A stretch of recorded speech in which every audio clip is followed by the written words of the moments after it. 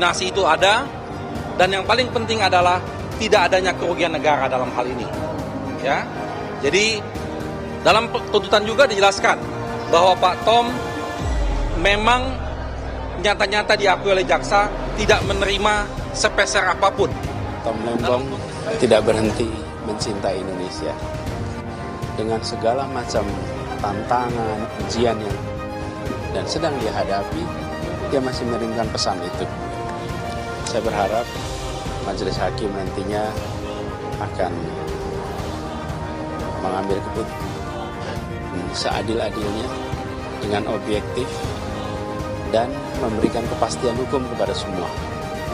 Pesan dari keputusan itu akan berdengung bukan hanya di dalam negeri, tapi juga di dunia internasional. Teman-teman bisa lihat pemberitaan tentang kasus yang dialami oleh Pak Tom Lembong ini muncul di berbagai media internasional yang mengetahui persis reputasi dan cara kerja dan integritas dari Pak Tom Lembong. Jadi dunia pun memantau. Karena itu kami berharap pesan dari putusan nanti membuat Indonesia makin dipercaya dunia, makin dipercaya rakyatnya. Siapapun yang jadi menteri, dia punya kebijakan dan ada kewenangan dalam lingkup kebijakannya. Dan kebijakannya itu biasanya selalu dalam dua kepentingan. Satu, kepentingan nasional, kepentingan negara, dan kepentingan rakyat. Rakyat tidak untuk kepentingan pribadi dan tidak untuk kepentingan kelompok. Itu yang saya bilang itu mengada-ngada. Dia ditangkap. Dan memang aneh. Kenapa?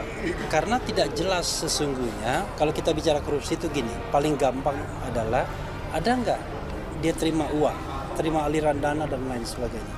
Sampai sidang terakhir hari ini ya, kan tidak ada buktinya. Bahkan jaksa sendiri itu tidak membebankan misalnya ganti rugi dan lain sebagainya. Tom Lembong ini tidak ada bukti sama sekali dia terima uang. Makanya saya bilang, kalau Tom Lembong misalnya saya tahu misalnya dia terima uang, nggak mau saya datang ke tempat ini. Tapi karena saya tahu sampai sidang terakhir dia nggak terima uang, tidak terima aliran dana, maka saya kira dia masih punya moral standing yang tinggi untuk dibela. Itu.